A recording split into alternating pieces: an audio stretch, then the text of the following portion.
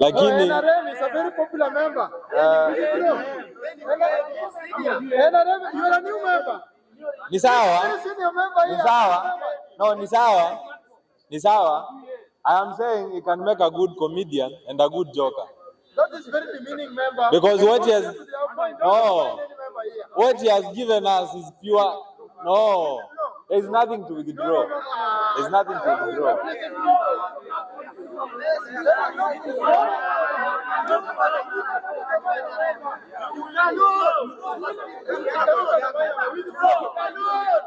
Haya, ni sawa.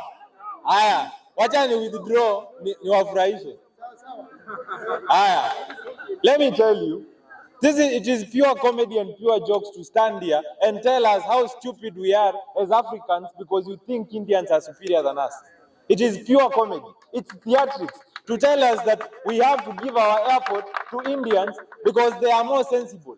We are as sensible as the Indians are. We are as sensible as the Europeans are. They just got more civilized when we were not civilized. We've gotten to that point. We've leveled up. Anybody who is telling you that you should hate your skin as a black person because you feel you feel inferior and you feel you are not at par with the Indians and the Europeans, that person is misleading you. There is no race that is more intelligent than the other. There is no color that is more intelligent and sensible than the other.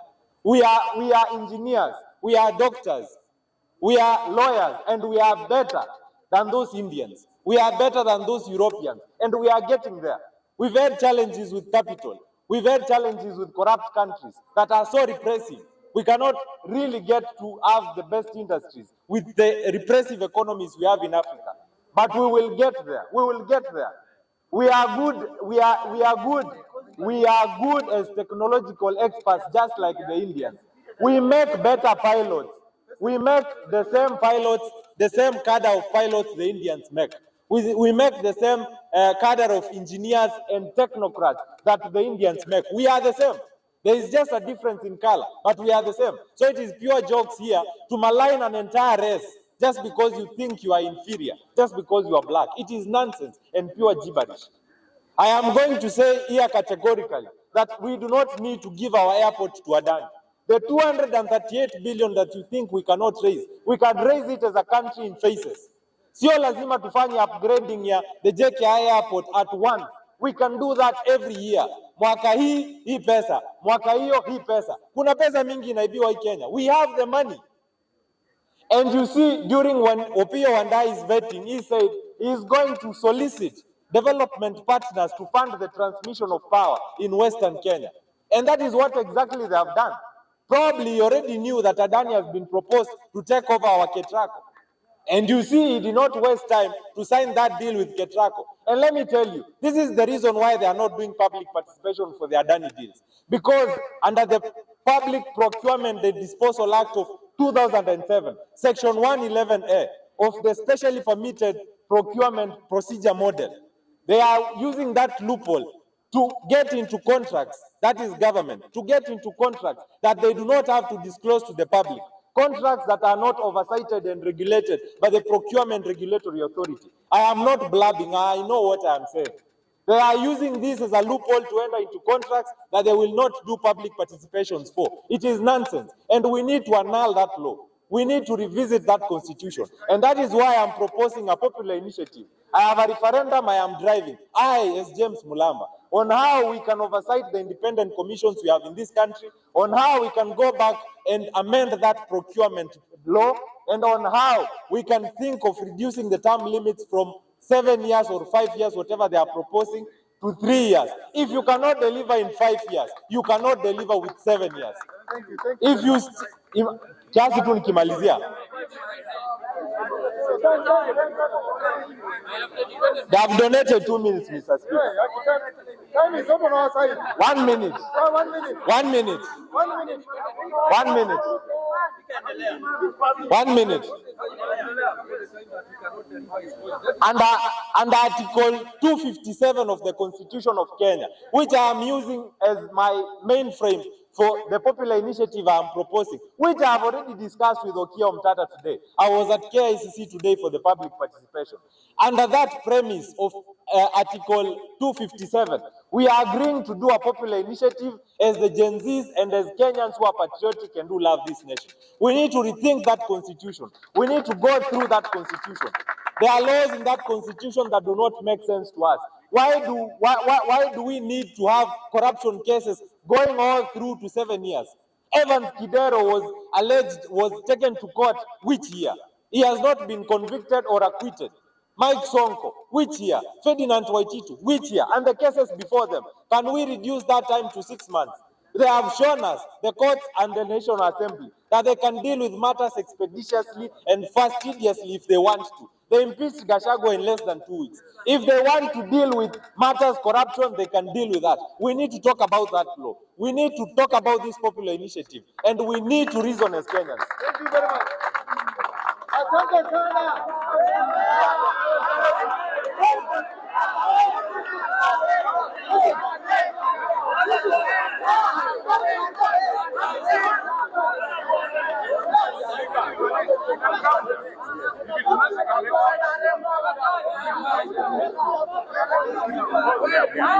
Bunge power! Wananchi power! Tunyamaze kidogo, nyamaze kidogo, nyamaze kidogo. Nikimalizia anasema hivi. Nikimalizia anasema hivi. Acha tumalizie. Sisi kama Gen Z tunafaa turudi street. Tusikizane hapa. Tusikizane hapa. Tusikizane hapa. Tunanyamazisha hawa watu. 30 seconds. Okay, kidogo. Kidogo. Acha nimalizie. Sawa. Nyamaze hapa. Tusikizane.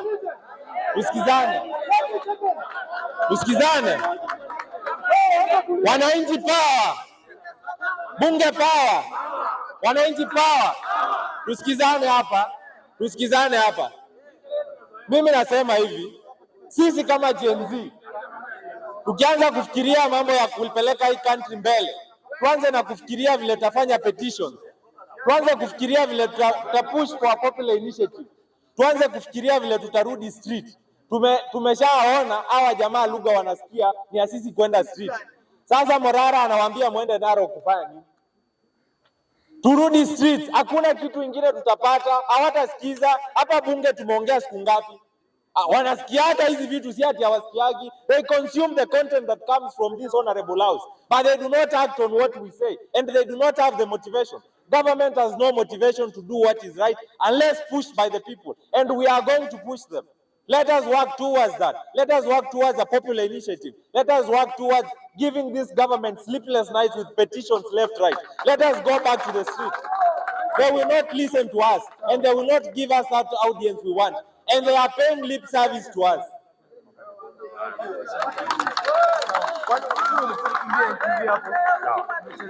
Okay, sawa.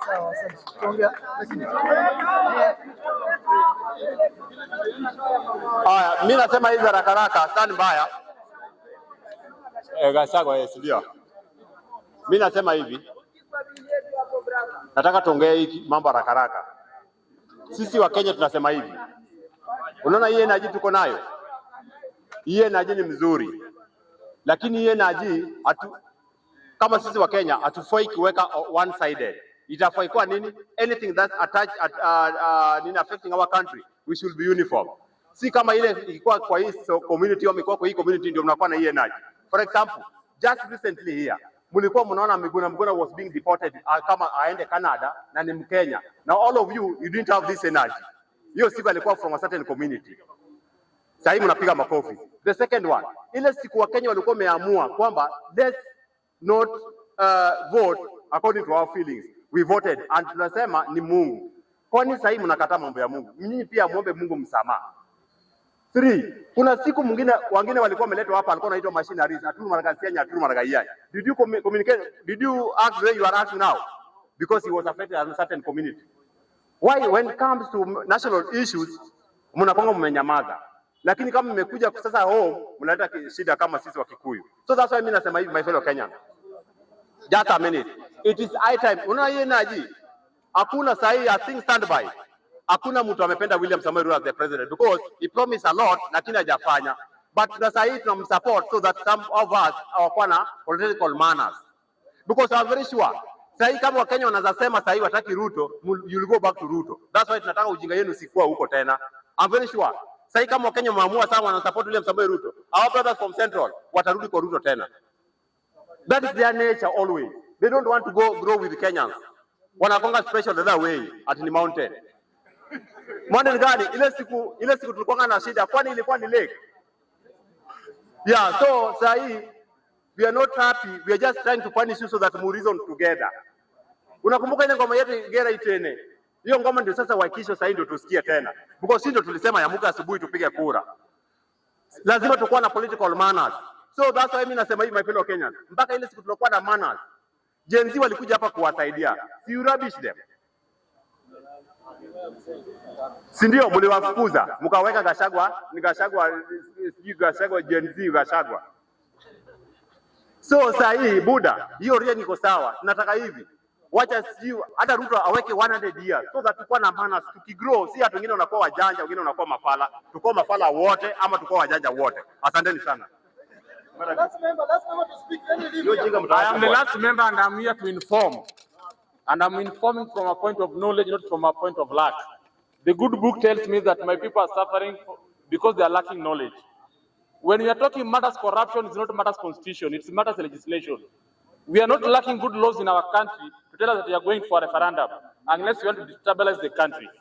My brother, I want to inform you that we have good laws, anti-money laundering laws. We have very good anti-corruption bills that are existing. Taking it long, being ineffective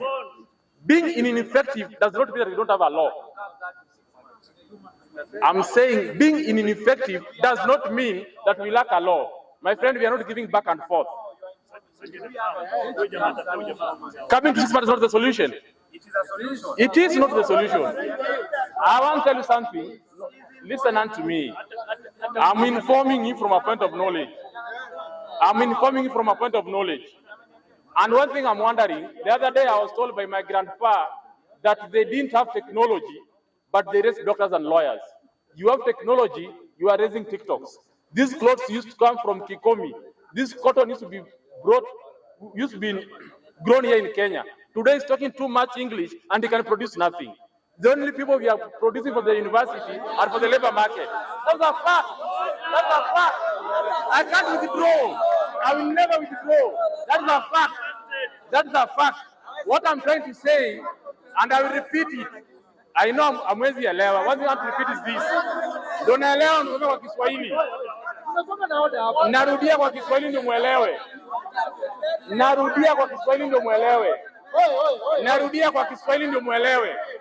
Najua Kizungu, my friend, mimi sio mtu kupelekwa. I'm repeating kwa Kiswahili ndio muelewe. What I'm trying to say, a few years ago, as a country, we used to produce cotton. Right? We used to make our own fabric. Today, the clothes that we are wearing is imported. That's a question of fact. Today, everything we are consuming as a country, more than 90% is imported. The question I'm asking is this. The youth who are telling us they want to go to the street, what solution are they bringing into this country of ours? The youth of the yesterdays brought... Of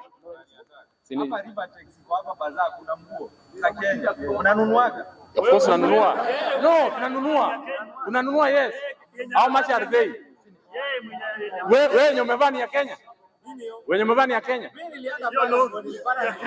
Umevaa ni ya Kenya, yule ni ya Kenya baba. My friend, we need to inform you. And for your information. Mambo ya Adani, ngoja, I want to answer you. Mambo ya Adani. Fellow countrymen, we must agree that even the labor we are exporting labor. We are not exporting technologies. We are not exporting innovations. We are producing labor market. That's a fact. Watu wetu ni even in fact hata hawana skill. These people wanafanya ile kazi ya nyumba. That's a fact. What I'm challenging our young people, go down, invent, come with inventories. Don't make a lot of noise. The government iko imara. Gani umepeleka? Okay, order kidogo. So